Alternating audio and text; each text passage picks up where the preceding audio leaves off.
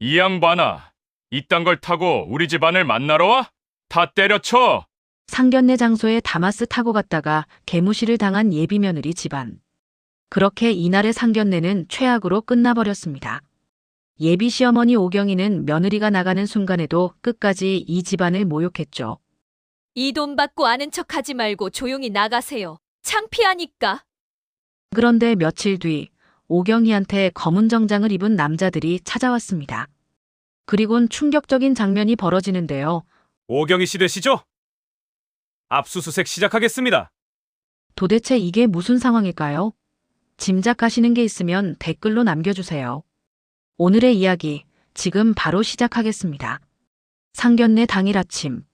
한진우 50대 후반 남자가 옷장에서 20년 넘게 입어온 낡은 등산복을 꺼냈습니다.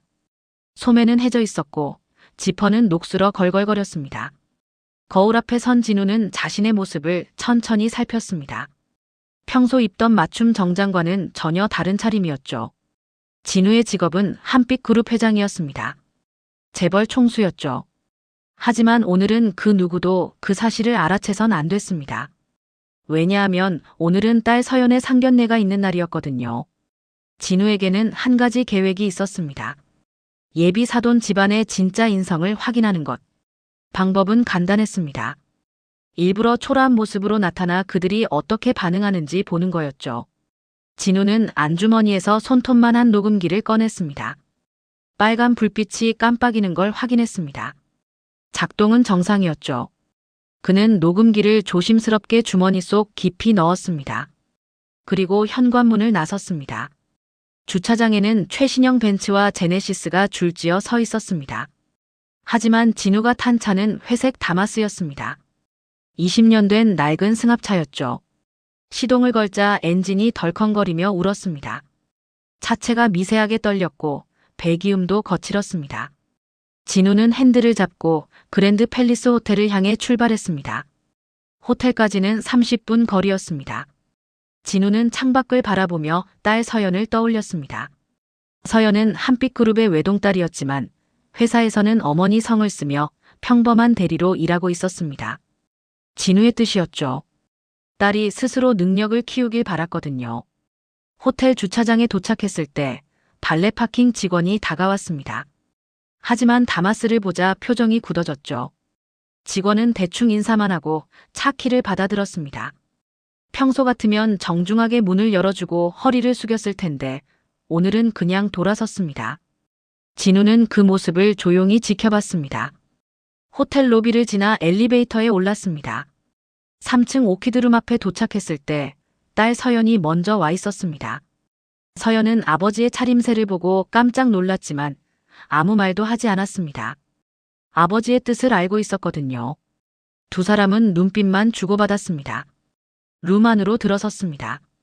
예비 사돈 부부는 이미 자리에 앉아 있었습니다. 오경이 50대 초반 여자는 굵은 금목걸이에 번쩍이는 팔찌를 여러 개 끼고 있었습니다. 그 옆에 앉은 남편 이동철, 50대 중반 남자는 명품 시계를 차고 있었죠. 두 사람 모두 화려한 명품 옷차림이었습니다. 경희가 진우의 등산복 차림을 보자 눈썹을 찌푸렸습니다. 이동철은 노골적으로 코웃음을 쳤습니다. 어색한 침묵이 흘렀습니다. 경희의 시선이 진우의 낡은 등산복 위를 천천히 훑고 내려갔습니다. 이동철은 팔짱을 낀 채 불편한 표정을 지었죠. 진우는 주머니 속 녹음기를 만졌습니다. 그리고 버튼을 살짝 눌렀습니다. 작은 램프가 깜빡이기 시작했죠. 이제부터 모든 대화가 녹음될 참이었습니다. 경희가 테이블 위에 현금 봉투를 꺼내 놓았습니다. 두툼했습니다. 그녀가 차갑게 입을 열었습니다. 솔직히 말씀드릴게요. 저희 아들하고 따님은 어울리지 않는 것 같아요. 여기서 이런 낡은 차를 끌고 오시다니 품위가 떨어지는군요. 진우는 아무 말도 하지 않았습니다. 경희가 계속 말을 이었습니다. 이거나 받고 그만 돌아가세요. 저희 같은 집안과는 어울리지 않으니까. 그녀가 봉투를 손으로 툭 쳤습니다.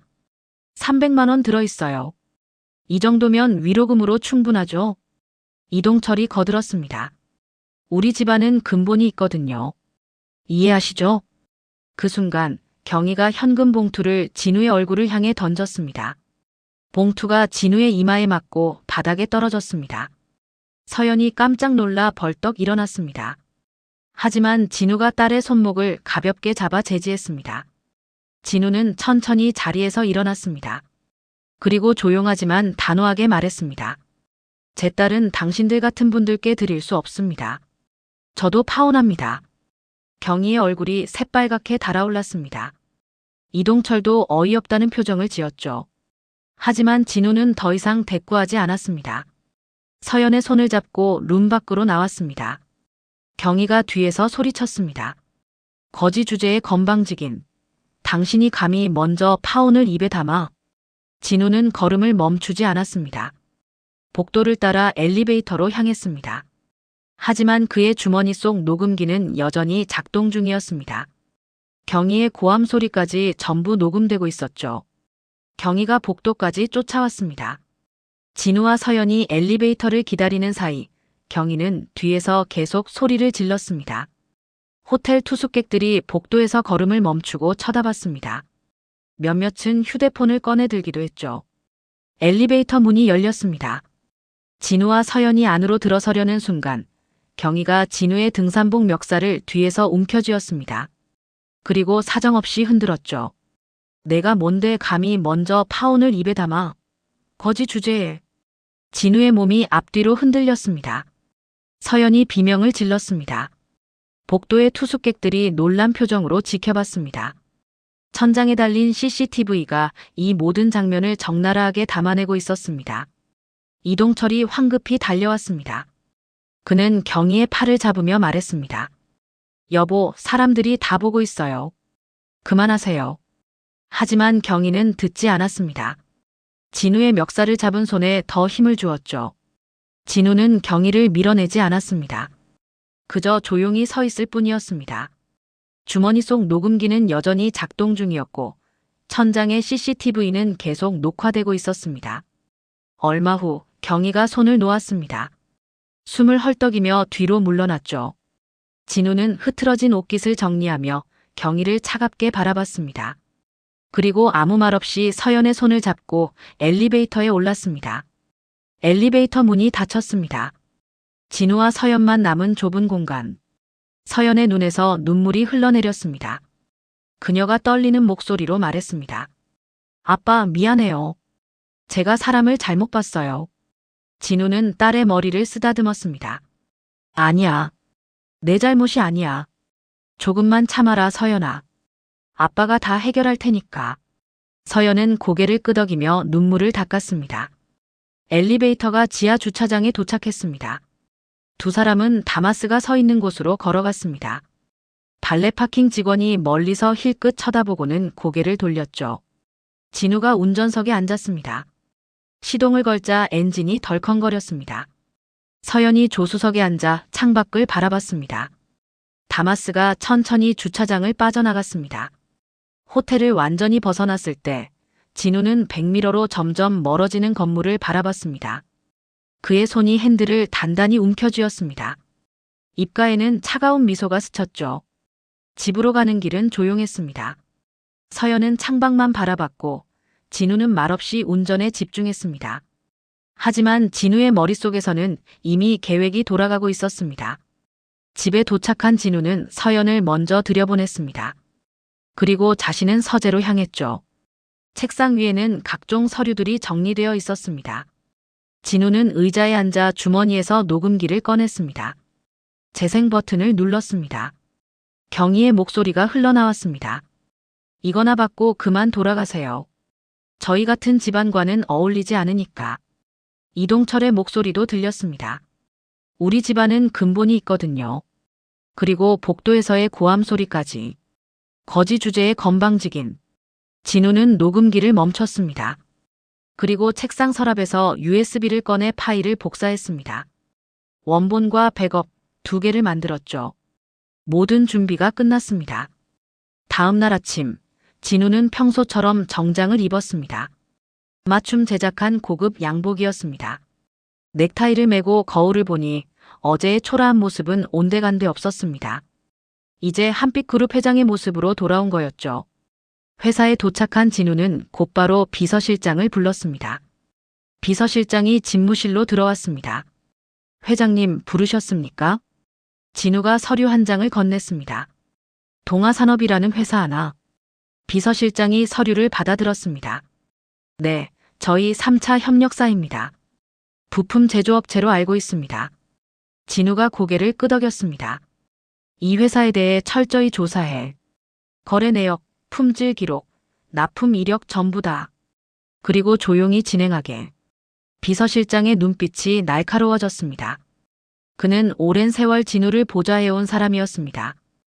회장의 의중을 정확히 파악했죠. 알겠습니다. 일주일 안에 보고 올리겠습니다. 비서실장이 나간 후 진우는 의자에 깊이 앉았습니다. 창밖으로 서울 시내가 한눈에 내려다 보였습니다. 그는 위스키 잔을 들고 천천히 마셨습니다. 며칠 후 비서실장이 두툼한 보고서를 들고 왔습니다. 진우는 보고서를 펼쳐 읽기 시작했습니다. 동아산업의 최근 3년간 거래 기록이 빼곡히 적혀 있었습니다. 품질 미달 5건, 납품 지연 7건이 적발됐다는 내용도 있었죠. 진우의 입가에 차가운 미소가 번졌습니다. 충분했습니다. 이제 본격적인 반격을 시작할 때였습니다. 같은 시각, 서연은 회사 홍보팀 사무실에 출근했습니다. 한빛 그룹 계열사 중 하나였죠. 하지만 아무도 서연이 회장의 딸이라는 걸 몰랐습니다. 그녀는 어머니 성을 써서 윤서연이라는 이름으로 평범한 대리로 일하고 있었거든요. 사무실 분위기가 묘했습니다. 동료들이 서연을 힐끗힐끗 쳐다봤습니다. 누군가 키득거리며 웃는 소리도 들렸죠. 서연은 자리에 앉아 컴퓨터를 켰습니다. 점심시간이 되자 상황이 더 분명해졌습니다. 평소같이 점심을 먹던 동료들이 서연을 피했습니다. 그들은 서연을 보고도 못 본 척하며 식당으로 향했죠. 서연은 혼자 구석 자리에 앉았습니다. 옆 테이블에서 여직원들의 목소리가 들렸습니다. 윤대리 아버지가 상견례에서 거지 수준이라고 파혼당했대. 진짜? 어떻게 알았어? 예비 시어머니가 인터넷에 올렸다던데. 300만 원 던져줬다나 뭐래나. 키득거리는 웃음소리가 이어졌습니다. 서연은 숟가락을 놓았습니다. 밥이 목으로 넘어가지 않았죠. 오후에는 팀장이 서연을 불렀습니다. 팀장실에 들어간 서연에게 팀장이 서류를 내밀었습니다. 윤대리, 이거 다시 작성해요. 요즘 집중력이 많이 떨어진 것 같은데 괜찮아요? 서연이 서류를 받아들었습니다. 특별히 잘못된 부분은 없어 보였습니다. 하지만 서연은 그냥 고개를 끄덕였습니다. 죄송합니다. 다시 작성하겠습니다. 팀장실을 나온 서연은 자리로 돌아왔습니다. 동료들의 시선이 따가웠습니다. 누군가 힐끔 쳐다보고는 고개를 돌렸죠. 누군가는 휴대폰을 보며 웃었습니다. 서연은 익명 단체 채팅방이 있다는 걸 알고 있었습니다. 회사 직원들이 모여있는 비공개 방이었죠. 거기서 지금 자신에 대한 이야기가 오가고 있을 게 분명했습니다. 퇴근 시간이 됐습니다. 서연은 동료들보다 늦게 자리를 떴습니다. 사람들과 마주치기 싫었거든요. 엘리베이터를 타지 않고 계단으로 올라갔습니다. 옥상으로 향하는 계단이었죠. 옥상 문을 밀고 나가자 찬바람이 얼굴을 스쳤습니다. 서연은 난간 앞에 섰습니다. 아래로 서울 시내가 내려다 보였습니다. 퇴근하는 사람들로 거리가 붐볐습니다. 서연은 가방에서 사직서를 꺼냈습니다. 며칠 전 미리 작성해둔 거였습니다. 종이를 펼쳐들고 한참 동안 바라봤습니다. 이대로 그만둘까? 아니면 버텨볼까? 마음이 복잡했습니다. 그때 휴대폰이 울렸습니다. 아버지였습니다. 서연은 잠시 망설이다 전화를 받았습니다. 응, 아빠. 진우의 목소리가 들렸습니다. 서연아, 밥은 먹었어? 회사 일은 괜찮고? 서연은 눈물이 핑 돌았습니다. 하지만 목소리를 가다듬었습니다. 응, 괜찮아. 다 잘 지내고 있어. 힘들지? 조금만 참아라.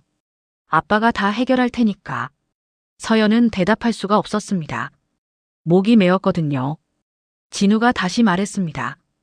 곧 좋은 일 생길 거야. 아빠 믿어라. 응, 아빠. 고마워.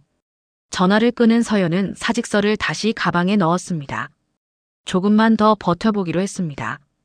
아버지를 믿기로 했죠.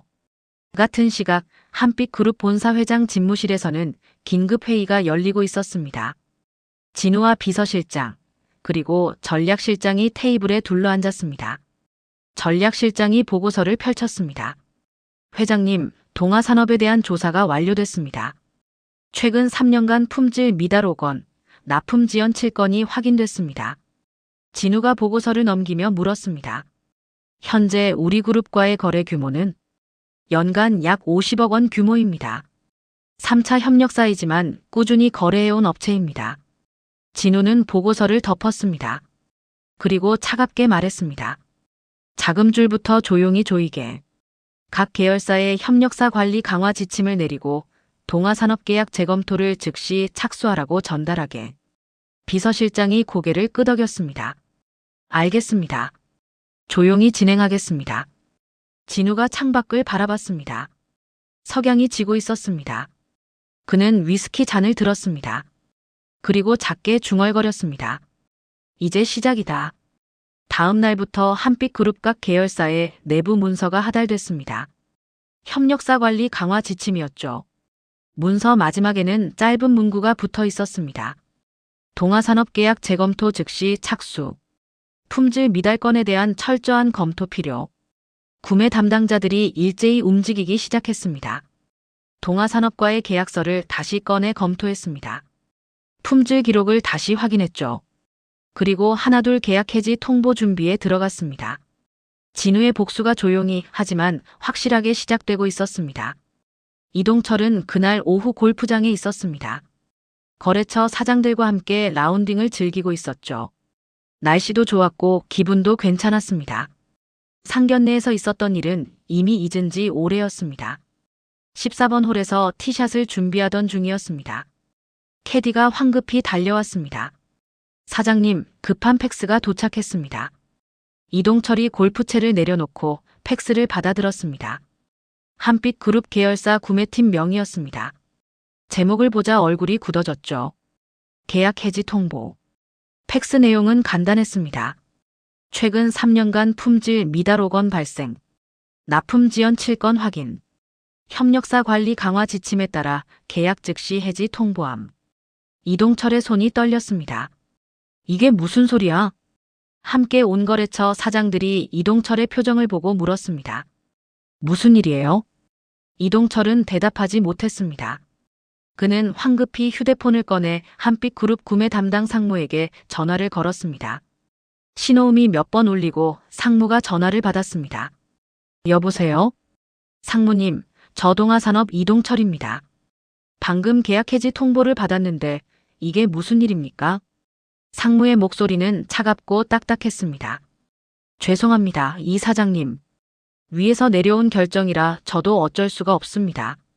우리가 15년 동안 성실하게 납품했잖습니까? 품질 미달이라니 그게 무슨 말씀이십니까? 최근 3년 기록을 재검토한 결과입니다. 더 이상 말씀드릴 게 없습니다. 전화가 끊겼습니다. 이동철은 멍하니 서 있었습니다. 함께 온 사장들이 어색하게 자리를 피했습니다. 이동철의 손에서 골프채가 떨어졌습니다. 이동철은 급히 골프장을 나와 회사로 향했습니다. 사무실에 도착하자 직원들이 불안한 표정으로 서 있었습니다. 관리부장이 다가왔습니다. 사장님, 큰일입니다. 다른 계열사들에서도 연락이 왔습니다. 한빛그룹 산하 계열사 5곳에서 전부 계약 재검토 통보가 왔습니다.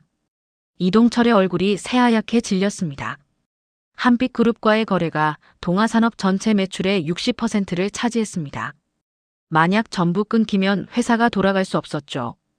이동철은 사무실로 들어가 책상에 주저앉았습니다. 머릿속이 복잡했습니다. 왜 갑자기 이런 일이? 15년 동안 성실하게 거래해왔는데 도대체 무슨 이유로? 그때 경희에게서 전화가 왔습니다.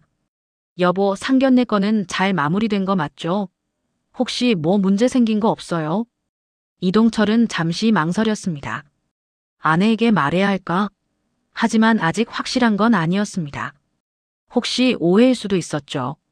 아니야, 아무 문제 없어. 회사 일 때문에 좀 바빠서 그래. 전화를 끄는 이동철은 한참 동안 멍하니 앉아 있었습니다. 창밖으로 공장 건물이 보였습니다. 기계들이 돌아가며 부품을 찍어내고 있었죠.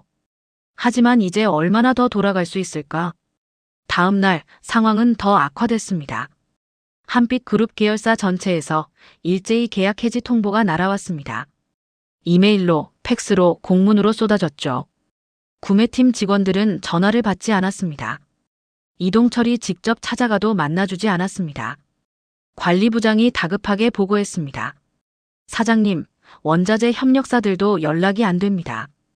다들 공급을 중단하겠다고 합니다. 뭐라고? 한빛그룹과 거래가 끊긴 업체에는 원자재를 공급할 수 없다고 합니다. 이동철은 주먹으로 책상을 내리쳤습니다. 이제 상황이 분명해졌습니다. 이건 단순한 계약 해지가 아니었습니다. 조직적이고 계획적인 고립이었죠.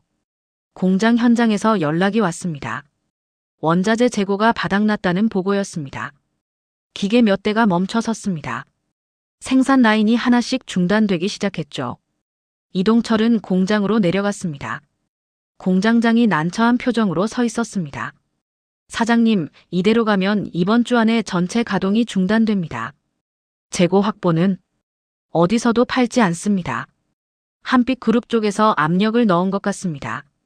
이동철은 멈춰 선 기계들을 바라봤습니다. 20년 동안 쉬지 않고 돌아가던 기계들이었습니다. 지금 조용히 멈춰 있었죠. 그날 저녁 이동철은 경희와 마주 앉았습니다. 더 이상 숨길 수 없었습니다.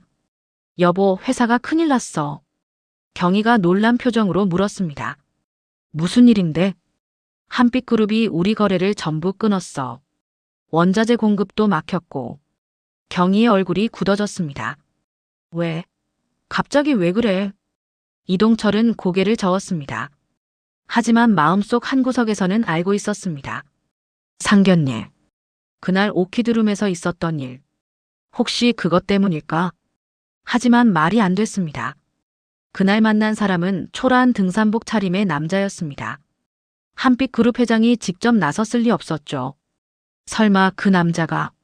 이동철은 고개를 흔들었습니다. 말도 안 되는 생각이었습니다. 하지만 불안감은 점점 커져갔습니다. 그날 밤 이동철은 잠을 이룰 수 없었습니다. 창밖으로 공장 건물이 보였습니다. 불이 꺼진 공장, 멈춰선 기계들, 회사가 무너지고 있었습니다. 조용히 하지만 확실하게. 한빛그룹 본사 회장실에서는 진우가 보고서를 검토하고 있었습니다. 비서실장이 옆에 서서 설명했습니다. 동아산업 생산 라인 70%가 중단됐습니다.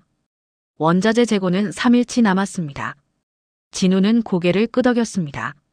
계획대로 진행되고 있었습니다. 그는 보고서를 덮으며 말했습니다. 계속 진행하게. 난 조용히. 비서실장이 허리를 숙였습니다. 명심하겠습니다. 며칠 후 동아산업 공장이 완전히 멈춰 섰습니다. 원자재 공급이 끊긴 탓이었죠. 협력사들이 일제히 공급을 중단했습니다. 한빛그룹과 거래가 끊긴 업체에는 원자재를 팔 수 없다는 이유였습니다. 공장장이 다급하게 이동철에게 보고했습니다. 재고가 바닥났다고 이대로 가면 전체 가동이 중단될 거라고 말했죠. 이동철은 사무실에서 전화기를 붙잡고 거래처 사장들에게 전화를 걸었습니다. 하지만 모두 통화를 거부했습니다.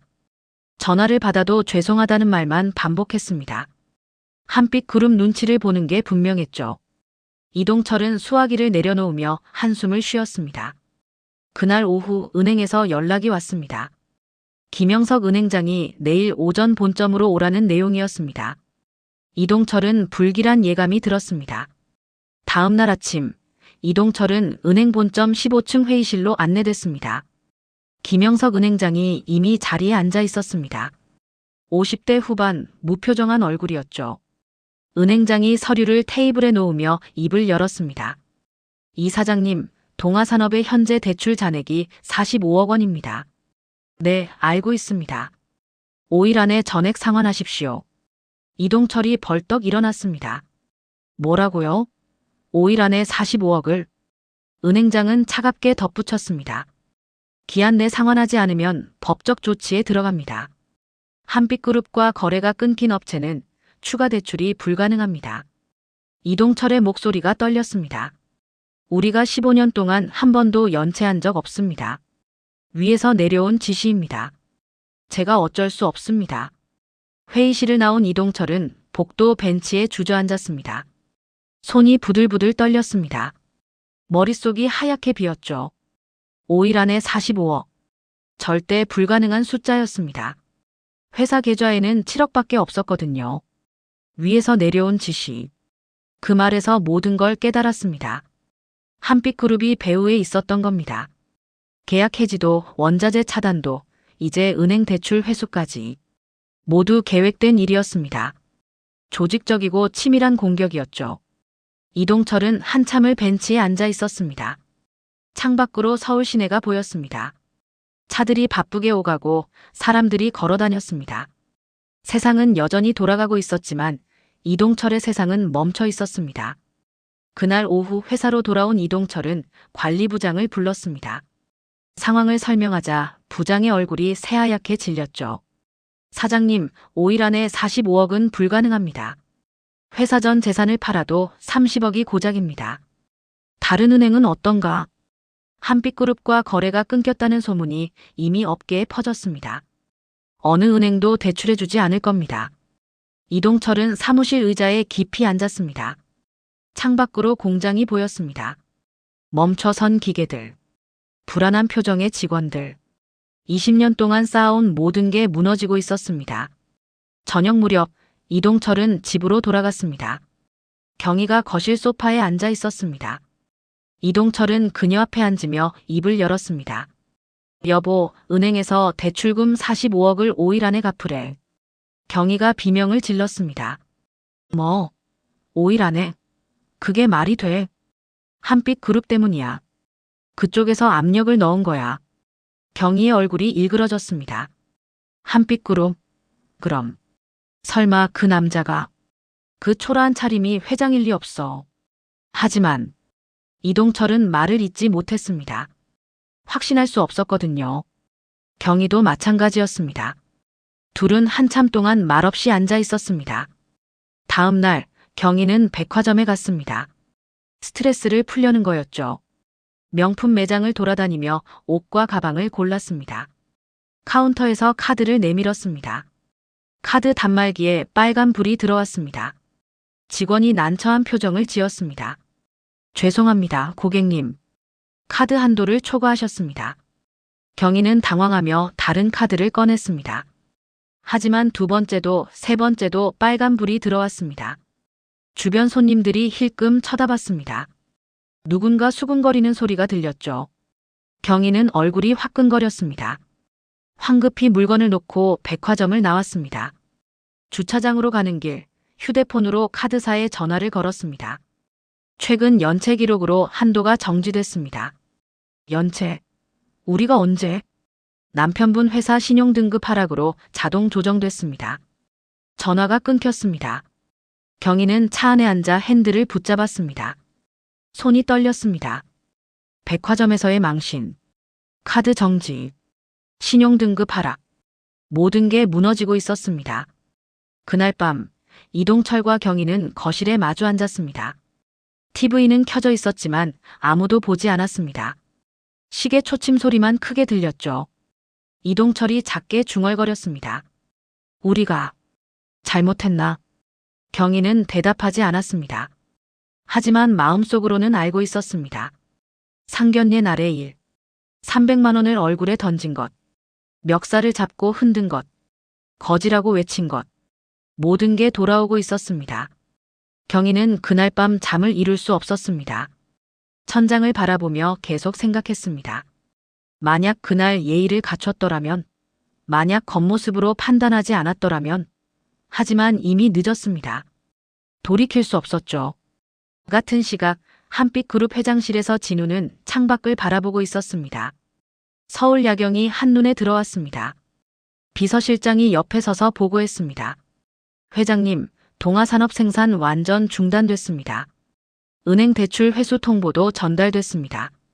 진우는 고개를 끄덕였습니다. 위스키 잔을 들고 한 모금 마셨습니다. 다음 단계로 넘어가게. 비서실장이 허리를 숙였습니다. 진우는 다시 창밖을 바라봤습니다. 딸 서연의 눈물이 떠올랐습니다. 회사에서 따돌림 당하던 모습이 떠올랐죠. 진우의 눈빛이 차갑게 가라앉았습니다. 복수는 이제 절반쯤 왔습니다.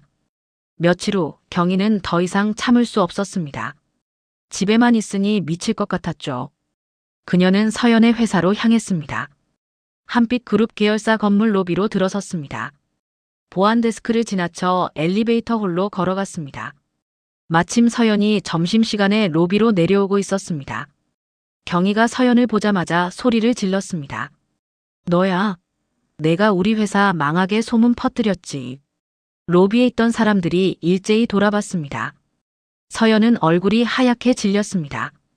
경희가 서연에게 다가가며 계속 고함을 쳤죠. 내 아버지가 한빛그룹이랑 연결돼 있는 거 맞지? 우리 망하게 만든 거 다 내 짓이야. 보안 요원 2명이 달려왔습니다. 경희의 팔을 잡고 밖으로 끌어냈습니다.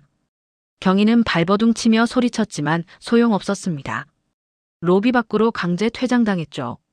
서연은 그 자리에 멍하니 서 있었습니다. 동료들이 수군거리는 소리가 들렸습니다. 누군가 휴대폰으로 영상을 찍고 있었습니다. 서연은 고개를 숙이고 엘리베이터로 향했습니다. 집으로 돌아온 경희는 분노로 부들부들 떨었습니다. 거실 소파에 앉아 휴대폰을 꺼냈습니다. 인터넷 방송 앱을 켰죠. 실시간 방송 시작 버튼을 눌렀습니다. 여러분, 저는 대기업 갑질에 짓밟힌 피해자입니다. 경희는 울먹이는 목소리로 말했습니다. 상견례 이야기를 꺼냈죠. 하지만 사실을 완전히 왜곡했습니다. 자신이 당한 일만 과장해서 강조했습니다. 그녀는 상견례 날 촬영한 영상을 편집했습니다. 진우가 물잔을 테이블에 내려놓는 장면만 잘라냈습니다. 각도를 조작해서 마치 던지는 것처럼 보이게 만들었죠. 자신이 현금 봉투를 던진 장면은 완전히 삭제했습니다. 멱살을 잡았던 장면도 지웠습니다. 영상을 업로드하자 조회수가 급격히 올라갔습니다. 댓글이 달리기 시작했습니다. 대부분 한빛그룹을 비난하는 내용이었죠. 경희는 만족스러운 표정을 지었습니다. 몇 시간 후 포털 사이트 실시간 검색어에 한빛그룹 갑질이 1위로 올랐습니다. 뉴스 기사들이 쏟아졌습니다. SNS에서는 한빛그룹 불매운동 해시태그가 확산됐죠. 한빛그룹 주가가 곤두박질 쳤습니다. 개장 직후부터 매도 물량이 쏟아졌습니다. 오전 11시 주가는 8% 하락했습니다. 점심시간에는 10%를 넘었죠. 투자자들이 패닉에 빠졌습니다. 전화선이 불통이 될 정도였습니다. 긴급 이사회가 소집됐습니다. 진우는 회의실에 앉아 이사들의 질문을 받았습니다. 얼굴이 창백했습니다. 식은땀이 이마에 맺혔죠. 회장님, 이 사태를 어떻게 수습하시겠습니까? 한 이사가 날카롭게 물었습니다. 진우가 입을 열려는 순간 갑자기 가슴을 움켜쥐었습니다. 숨이 막혔습니다. 의자에서 비틀거렸죠. 회장님, 비서실장이 달려왔습니다. 진우는 그대로 쓰러졌습니다. 회의실이 순식간에 아수라장이 됐습니다. 이사들이 자리에서 일어났고 누군가 119에 전화를 걸었습니다.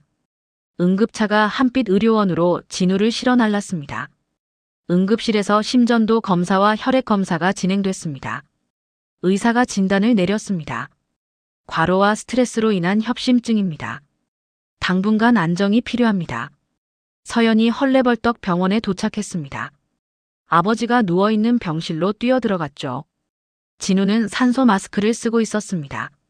서연이 아버지 손을 잡으며 눈물을 흘렸습니다. 그날 밤 변호사 최준혁이 병실로 왔습니다. 그는 서연을 복도로 불러냈습니다. 노트북을 꺼내 보여줬죠. 아가씨, 이것 좀 보십시오. 화면에는 호텔 엘리베이터 앞 CCTV 원본 영상이 재생됐습니다. 경희가 진우의 멱살을 잡고 흔드는 장면이 선명했습니다. 투숙객들이 놀라 쳐다보는 모습도 담겼죠. 준혁이 다른 파일을 열었습니다. 이건 상견례 당일 녹음 파일입니다.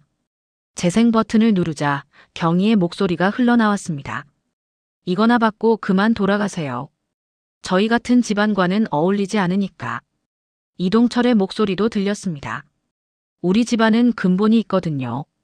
준혁이 세 번째 파일을 열었습니다. 그리고 이건 디지털 포렌식 결과입니다. 경희 씨가 올린 영상의 편집 흔적이 전부 드러났습니다. 서연은 화면을 바라봤습니다. 눈물이 흘러내렸지만 이번엔 희망의 눈물이었습니다. 준혁이 조용히 말했습니다. 이제 반격할 때입니다, 아가씨.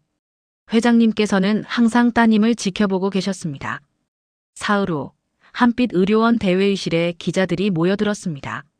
생중계 카메라가 설치됐습니다. 전국의 시청자들이 화면 앞에 앉았죠. 방송국마다 속보 자막을 준비했습니다. 오후 2시 회의실 문이 열렸습니다. 휠체어를 탄 진우가 등장했습니다. 비서실장이 휠체어를 밀고 들어왔죠. 진우의 얼굴은 여전히 창백했지만 눈빛은 또렷했습니다. 기자들의 카메라 플래시가 일제히 터졌습니다. 진우가 마이크 앞에 섰습니다. 아니, 휠체어에 앉은 채 마이크 앞에 멈췄습니다. 오늘 이 자리는 진실을 밝히기 위해 마련했습니다. 진우의 목소리는 낮지만 단호했습니다. 스크린에 호텔 CCTV 영상이 재생되기 시작했습니다. 스크린에 호텔 복도 CCTV 영상이 재생됐습니다. 경희가 진우의 멱살을 잡고 사정없이 흔드는 장면이 적나라하게 드러났습니다. 투숙객들이 놀라 쳐다보는 모습도 선명했죠. 회의실이 술렁이었습니다. 진우가 다음 파일을 열었습니다. 그리고 이것은 상견례 당일 전체 대화입니다. 스피커에서 경희의 목소리가 흘러나왔습니다. 이거나 받고 그만 돌아가세요. 저희 같은 집안과는 어울리지 않으니까. 300만 원 들어있어요. 이동철의 목소리도 들렸습니다. 우리 집안은 근본이 있거든요. 복도에서의 고함 소리까지 재생됐습니다. 거지 주제의 건방지긴. 기자들이 일제히 키보드를 두드리기 시작했습니다. 생중계 화면을 보던 시청자들이 댓글을 달았습니다. 진우가 마지막 파일을 열었습니다. 마지막으로 인터넷에 유포된 영상의 디지털 포렌식 결과입니다. 화면에 편집 흔적이 그래픽으로 표시됐습니다. 어느 부분이 잘렸는지, 어떻게 조작됐는지 일목요연하게 보였죠.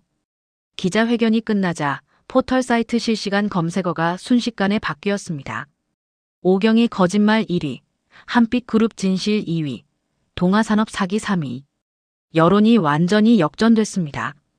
한빛 의료원 앞에 모여있던 시위대가 흩어졌습니다. 한빛그룹을 규탄하던 피켓들이 바닥에 버려졌죠. 주가는 즉시 반등하기 시작했습니다. 그날 오후 경희는 집 거실에서 인터넷 방송을 켜고 있었습니다. 가짜 휠체어에 앉아 깁스를 한 채였죠. 피해자 행세를 계속하려는 거였습니다. 여러분, 저는 지금도 폭행 후유증으로 고통받고 있습니다.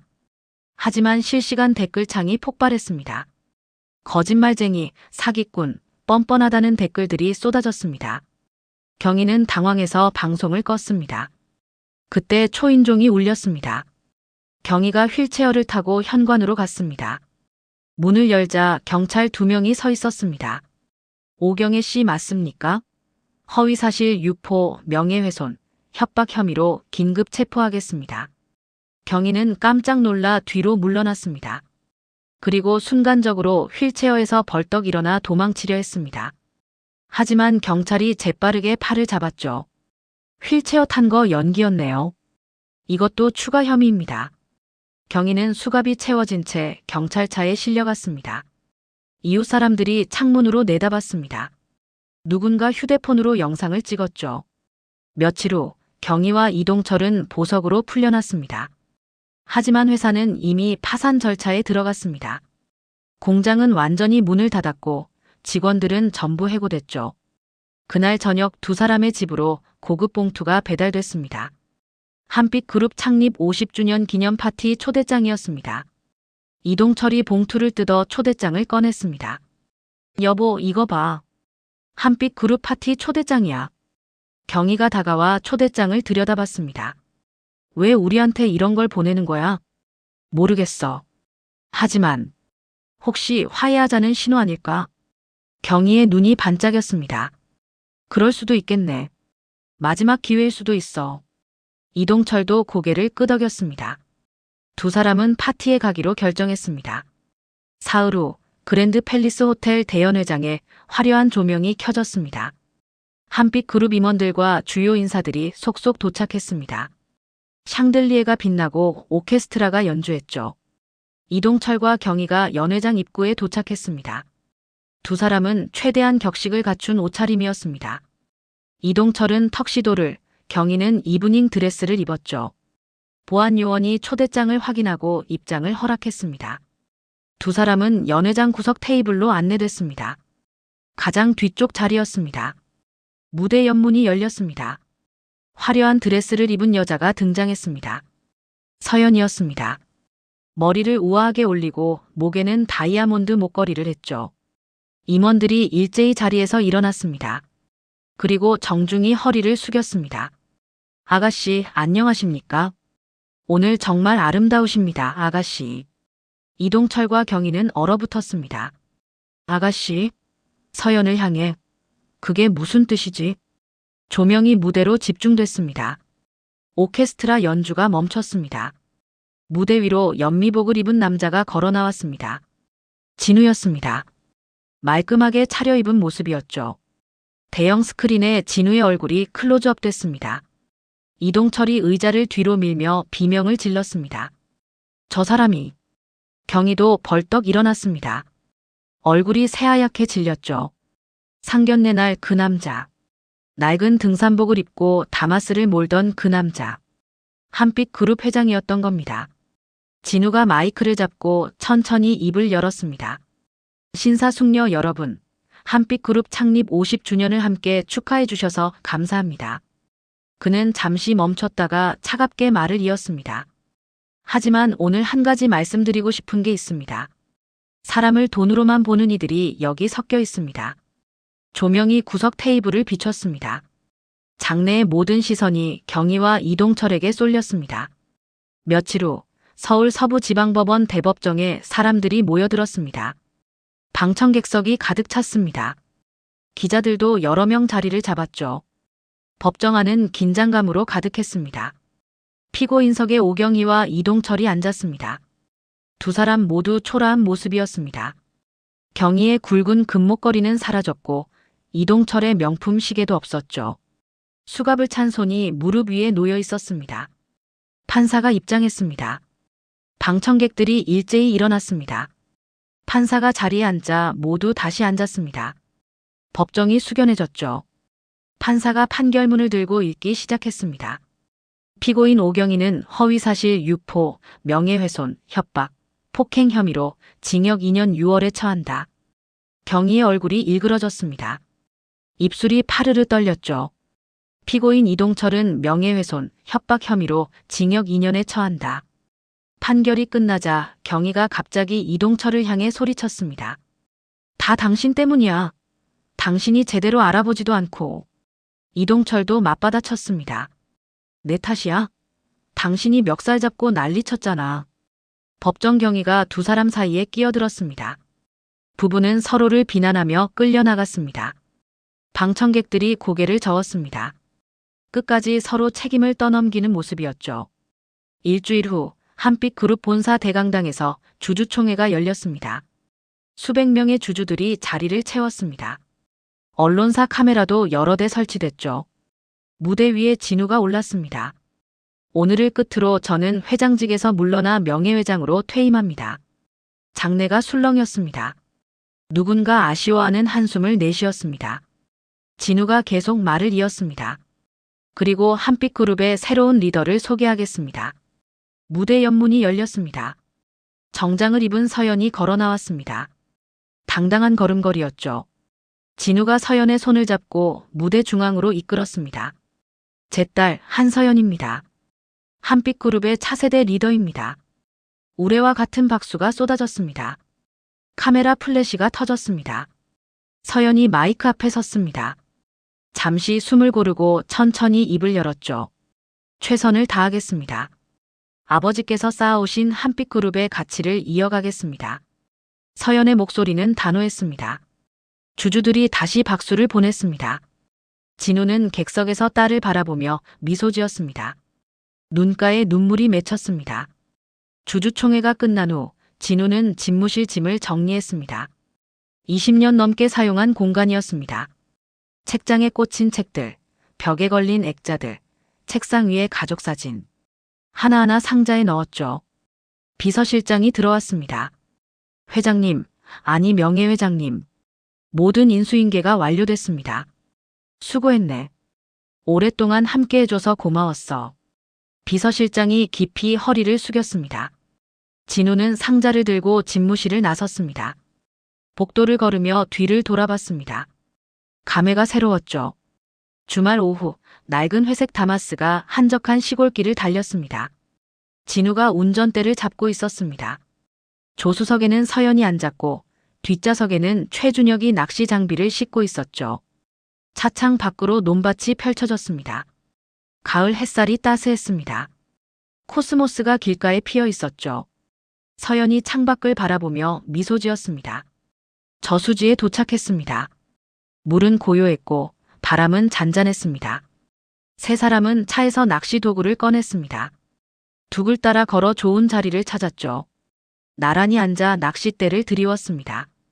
찌가 물 위에 떴습니다. 잠시 고요한 시간이 흘렀습니다.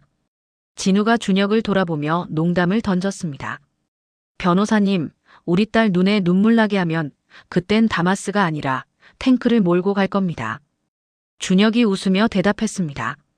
명심하겠습니다, 명예회장님. 서연이 두 사람을 보며 행복하게 웃었습니다. 진우도 준혁도 함께 웃었죠.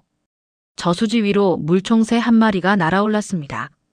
날갯짓 소리가 고요한 공기를 가르며 퍼졌습니다. 석양이 저수지를 물들이기 시작했습니다. 하늘은 주황빛으로 변했고 물결은 금빛으로 반짝였습니다.